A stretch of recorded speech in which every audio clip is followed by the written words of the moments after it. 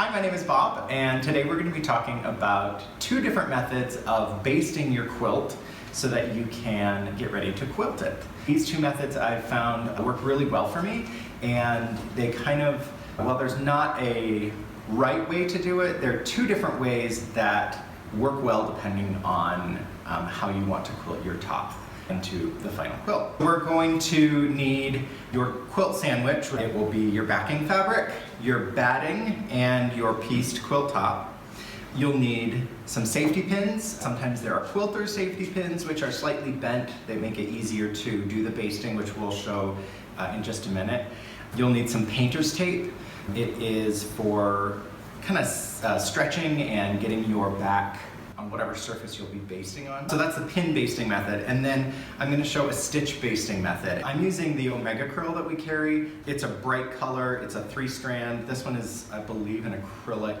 It has a little bit of tooth to it. You can also use something like a crochet cotton, but you want it to be something that's going to be relatively inexpensive because this is not a permanent stitch. It will be coming out and you want to be able to cut it out and not worry about it being some expensive yarn or something that you're using. You will also need some Sashiko needles, and I love the Tulip needles. I use the Assorted pack because I use the long ones for basting, and then I'll use the shorter ones for doing some hand quilting later on. The other thing I'm going to talk about is marking quilting lines. A water-soluble pencil or some other marking tool. I hesitate to say tailor's chalk just because the tailor's chalk can sometimes leave a residue that doesn't wash out since it does have a little bit of a wax in it. Always test your marking tools before you use it on a finished quilt. And yeah, I think we're going to get going and show you how to start basting your quilt top. All right, so to start, we're going to separate our quilt layers, and we're going to start with our backing piece. And when you're making a quilt, obviously this is a little demo size, but you need an area that is going to be large enough for your entire quilt. Oftentimes I will baste my quilts on my living room floor. I have nice hardwood so I can pull my carpet back and then I can baste. And we want this to be taut so that it's nice and flat and then it's going to stay in place. And so painter's tape is great for that. I'm going to use a little piece and I'm going to start by just taping one side down. Don't need a lot. Obviously with something this size, it's a little bit easier. And I'm gonna go opposite, and I am gonna pull it just a little bit. Not a lot, but just a little bit so it keeps it nice and taut. And then I'm gonna do the same thing on the two sides. Again, way easier when it's this side as opposed to like a queen size on a floor somewhere. And now I'm gonna do the corners. I don't need a ton of tape for something this size, just because it's only like 18 inches square. Press those into the quilt. If you've just pressed your back and you've used steam, let it dry, otherwise the tape will just roll right off. That's something I've learned the hard way. If this was a larger quilt and I had, you know, a lot more space, I usually put my tape every 6 inches, sometimes less if I want it really nice and secure. I only need to do one on the middles and the corners, but you can tape wherever you need in addition if your quilt is larger. The next layer of our quilt sandwich is going to be our batting. And because we are looking at doing hand quilting on these, we don't necessarily need quite as much extra around the outside. At least that's my experience I've found. Normally, if you're like machine quilting something, you want to leave a good 2-3 inches, but something this size, and because I'm hand quilting, it's going to be a little bit different. I find that I don't need that additional extra space. So you're going to place your batting. Batting does have a right side and a wrong side. Usually it's on the outside, I believe, when you open up a batting package, and it has a little bit of like a scrim on there that kind of holds it together. And then the inside is a fluffier side. I don't know if it's right, but I always like putting the fluffy side up. Now we have our batting nice and flat. Now we're gonna put our quilt top. And so we do want to kind of center it, make sure it's right in the middle. Oh, that's not centered. There we go.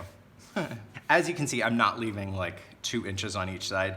Again, this is a demo, and also it's much smaller, and so I'm not worried about it shifting too much. We have our 3 layers in place. Nothing is secured yet. That's where we're gonna start. So this is gonna be the same process, whether you're doing pin basting or stitch basting, because once you get these 3 layers, that's where we're gonna start having different techniques. There are people who like to use spray basting that will help stick it. I don't care for that because I have a small apartment, there's overspray, all that kind of thing. One thing you can do now at this stage stage, no matter what method you're gonna be doing, is you can go in and do some quilting lines. It's really nice because there are no pins or threads or anything in the way, and so you can, and I'm just gonna do simple, like right down the middle of each square. And you can see my points aren't exact on here because, well, I'm not exact a lot of the time.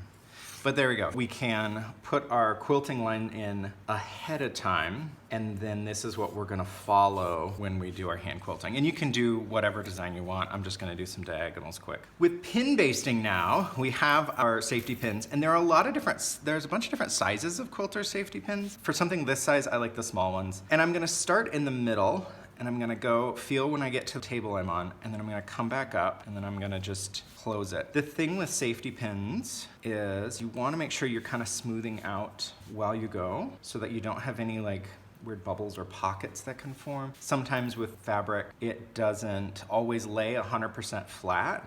And so being able to kind of smooth out as you go. This size, it's real easy. When you have something larger, you might need to do things a little differently. We're just gonna continue this. You can keep your pins anywhere from like 4 to 6 inches apart. I tend to like more pins because more pins means it's more secure. I will usually err on the 4-inch apart side. And then I'm just gonna finish up by going around the edge and making sure that everything is nice and taut and good to go. I think we're gonna reset and do the stitch base next. We have our quilt sandwich back to the same place right before we started pinning, and this time we are going to do some stitch basting. The Omega-Cryl has 3 strands when it comes off the ball, and I'm actually using all 3 together just to be a little bit stronger. First of all, I'm gonna tie a little bit of a knot in one end. I hold the strand, and this is kind of a basic quilter's knot no matter what you're doing. This is the same thing I do when I'm doing the hand quilting. Holding the thread under the needle, and I'm gonna wrap it. You can wrap it 2 or 3 times. With quilting thread, obviously, I'm gonna wrap it more, but then I'm gonna hold those wraps, and I'm gonna try to hold those wraps. There we go. And I'm gonna pull the thread through. So the rest of that thread is going through those loops. And then what happens is it creates a knot at the end. That knot is gonna be what holds everything in place and is a nice and secure. You might ask, like, why do we want to do stitch basting? What's the point of it? The point is that you get more points of contact through the top, batting and bottom, or backing, and it enables a little more flexibility. We're going to start, and I usually do a section maybe 12 inches. I'm gonna do half of this as one row, and I'll show you kind of as I go. The stitch is called a herringbone or tailor's stitch, and I'm gonna start kind of just right in the middle, fairly close to the edge. This is the long Sashiko needle in the Assorted pack, and you need that length because you're gonna take a bite that's about inch and a half. I'm gonna pull it through, and I do kind of use my other hand, my right hand, to hold the quilt down and in place. Other basting methods, you can just do like straight stitches up and down. I found that this herringbone stitch really gives a little more stability and strength. I'm gonna come down, and I'm gonna come about three fingers. I have big fingers, so maybe less than that. I'm gonna kind of go in under that knot, or in line with that knot, not under that knot. I'm going to do the same stitch, just a little inch and a half. This is on top, and there's your first stitch. I'm gonna create a column of these along the edge. Instead of just like one pin here, I have a point here, here, here, here. All these different points through the quilt that are helping give stability and strength and holding that top together, or holding the sandwich together. So now I'm at the edge. Now I need to go back up. I'm gonna do a little inch and a half stitch to the left, just that straight stitch. And then I'm gonna reverse. So I'm gonna go up here and then do that bite there. The nice thing about this basting method is that if you are quilting by hand on a hoop, you don't have to remove the stitches when you need to adjust your hoop. What happens is the hoop really just kind of goes over the stitches since it's all flexible, and you don't have to worry about losing that stability or basting points that keep everything together. And I'm just gonna continue until I run out of thread. That's gonna be right about now. So now I'm at the end. Oop, my tape came undone. I didn't press it hard enough. There we go. Now what I'm gonna do is I'm actually just going to, I'm not gonna knot it at this end. I'm just going to tuck it under and then trim a long end so that it's there. The thing that I don't need to worry about, I don't do any basting spray or anything, because as I'm going, I'm stretching it, I'm smoothing it, and I'm making sure that it's laying nice and flat. One of the other aspects of doing this stitch method is you don't necessarily start from the middle like you would do with pins. Because you're doing the stitching and you're smoothing out as you go, you start with your one secured corner and then you move up and out. I have found that I end up sitting on my quilt when I'm doing a big one, and so I work my way from the bottom to the top. The reason I don't start at the top is accessibility. Like if it's a big quilt, starting up here and doing here, I'm having to sit on this. I would mess up or potentially mess up the layers here, and so I always start at the bottom and work my way up so that I don't have to worry about any shifting that's happening where I would be sitting on it or something like that.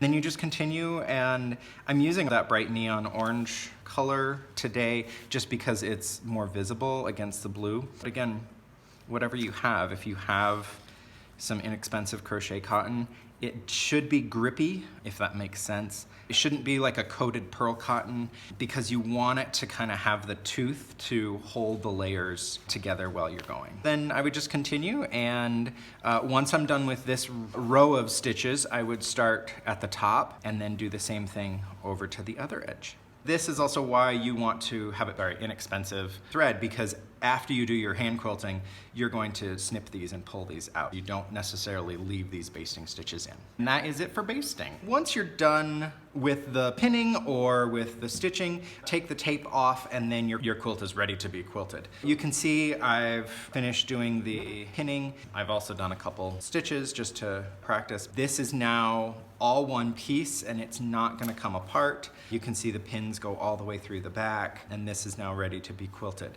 You can do pin basting for machine quilting as well, and that actually is the method I prefer when I'm machine quilting, just because the pins are way easier to remove than the stitches. So I wouldn't necessarily recommend stitch basting for machine quilting, but it is great for just doing like quilting on your domestic.